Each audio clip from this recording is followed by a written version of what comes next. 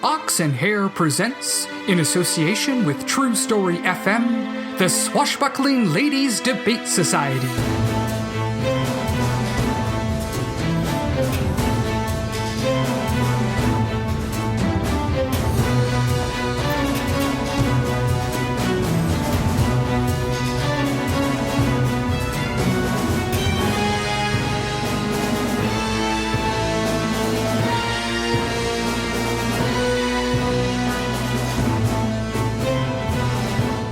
Today's adventure, Teatime for Philanderers.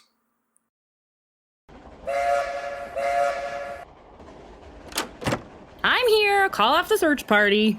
You were gone so long, we were starting to get worried. I got waylaid by a chatty businessman. Nothing untoward, I hope.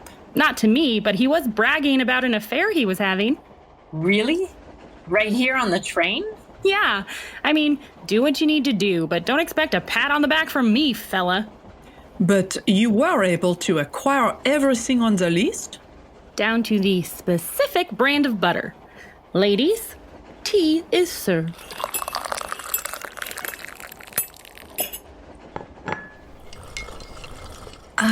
This is liquid rejuvenation pouring right down my throat. Nothing like a cup of mariage frere. I've always wanted to ask this, but what's your thing about tea? I mean, neither of you are from England, so why the tea time? We refer to it as le goûter, but you are correct. It's something we picked up during our time in England. When were you in England? Let me think. I don't recall the year, but it was right before our engagement. I'd gotten a letter from the all-rounder. The who now? The all-rounder. He's one of London's protectors. The United Kingdom was spread quite thin in those days. So many little wars all over the globe had pulled most of the defenders of the Isle away. He put us up at his estate, and we stayed for a little over a year. In separate bedrooms, of course. Unfortunately, yes. Hush now. Goldie, I'll have you know Zinnia followed all the proper rules of courtship. You did? Really? You? Well, I may have bent a rule here and there, but it was important to my Saffron, so it was important to me. And I knew the prize at the end was worth any amount of trouble along the way. Now, was this before or after the hyenas? How does she know about them? Saffron, what have you been telling her? You were gone a long time. Conversations happened. And what stories have you spun? I told her about how we met, about the HMS Olympic, and about Bart. And how your passion for me was so great. You threw the rules of polite society aside and kissed me in the moonlight. That's not quite how I remember it. I seem to recall you showing up at my cabin late in the night, half dressed, the flame of passion in your eyes. My fiancé was consorting with a notorious criminal. But you did not know that then. What was it you were about to confess before I pulled you inside? That you dreamed of my eyes, wanted to touch my hair, feel my soft skin? I don't remember. It was a long time ago. Oh my gosh, are you blushing? What? No. It's the tea. It's very hot. It's caused me to flush, that's all. Where were we? London. Is that where you got married? If only. What was your wedding like? Oh, that is a story for another time. Come on. No, it deserves a proper telling and I simply do not have the energy. But that does not mean that our story time is over. I wish to know more about what transpired while I was away. You mean kidnapped? Goldie. What? It's no use tiptoeing around it. They took you, and we're going to make them pay. Show some courtesy. No. our forthright word is correct. Denying what happened only gives power to our enemies. We should call a club, yes? Close enough, my love. Did you see that? See what? Something in white just went past the outside window. Probably just a bird. But it was going opposite the wind. So tell me what I missed. Well, let's see. Because we ended up shipboard, our search didn't start as soon as I wished it would have. We finally managed to jump ship at Genoa. Oh, you didn't run into La Superba, did you? Oh, thank goodness no. That's a conversation I was happy to avoid. We managed to book passage and started our hunt. I'll spare you the red herrings along the way.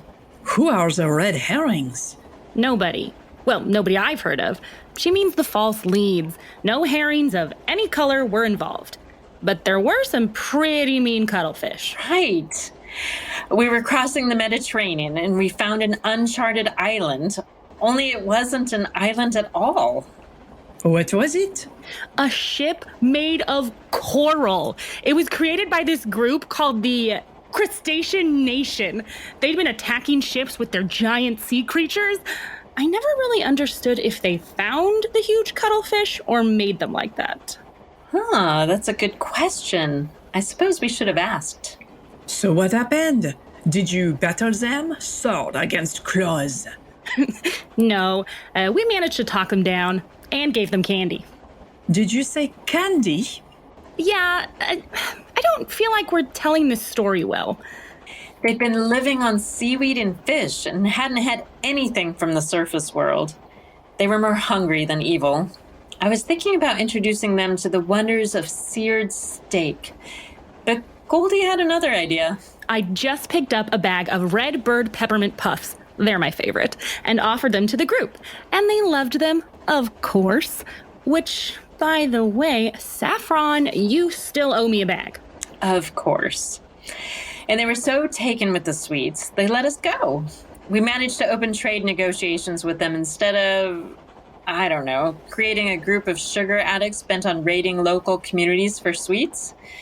At least I hope so. We might want to look in on that. I will make a note of it. What else?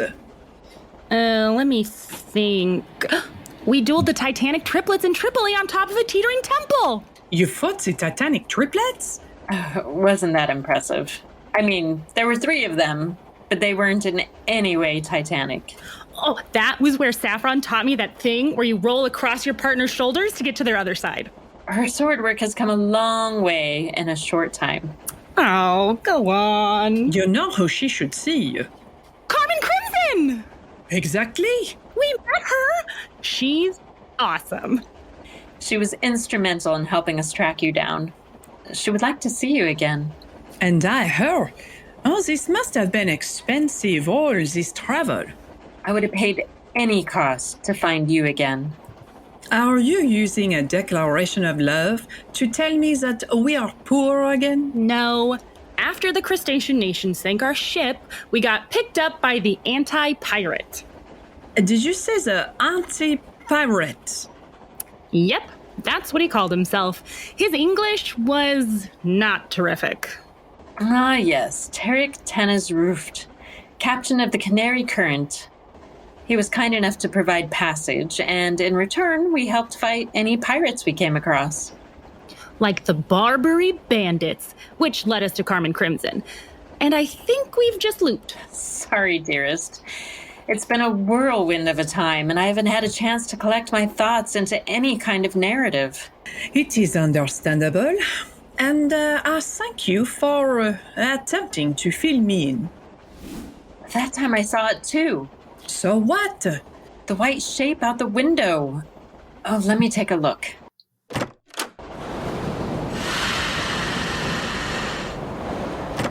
Oh, that's what I was afraid of.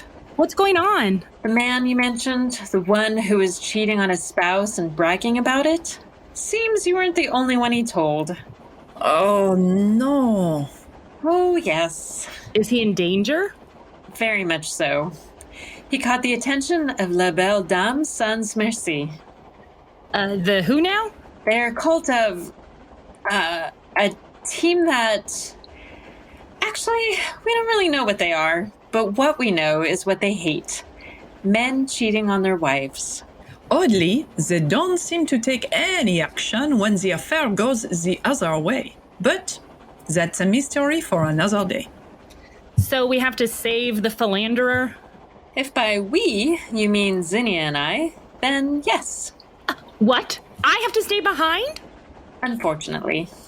Even after all we've done? All the battles we've been in? I trust your skills, Goldie.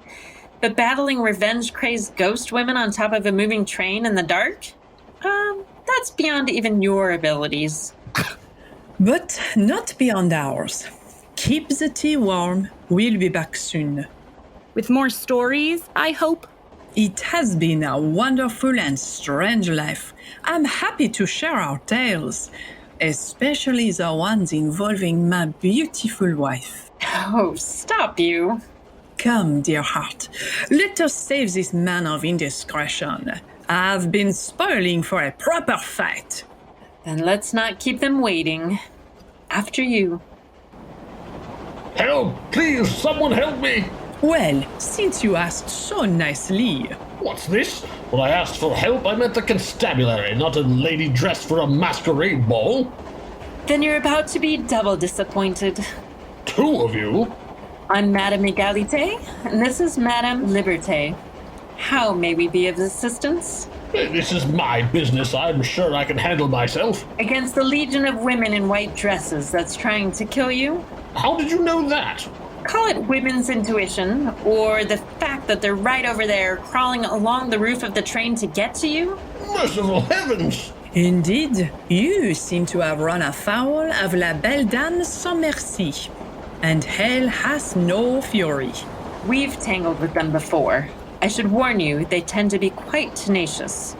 But it's your lucky day. We're taking you on as a charity case. Charity? We're from the Swashbuckling Ladies Debate Society, and while you don't fit our usual qualifications, we're making an exception today. What qualifications? You are not a woman, but we're not holding that against you. Thank you? Now, stand behind us. You two know how to use those swords? Sure. Make sure the sharp part goes onto the other person. Good evening, ladies. Is it to be swords or words tonight? Doesn't matter. You'd lose either way. Hung out. Our Season 2 interlude, Teatime for Philanderers, was written, directed, and edited by Kyle Olson. Our producer and sound designer is that sonic magician, Ryan FitzPatrick. Our talent wrangler is the non-compliant Brooke Underveith, starring Amy Shaw as Zinnia, Anastasia Plumb as Saffron, and Kara Gallo as Goldie. Our theme song is written and performed by Hedley Knights, and our interstitial music is Intended Force by Kevin Macleod. Make sure to follow us on Instagram at Ox Hare so you won't miss the next thrilling adventure. The Swashbuckling Ladies Debate Society is an Ox Hare media production. Old format, new ideas.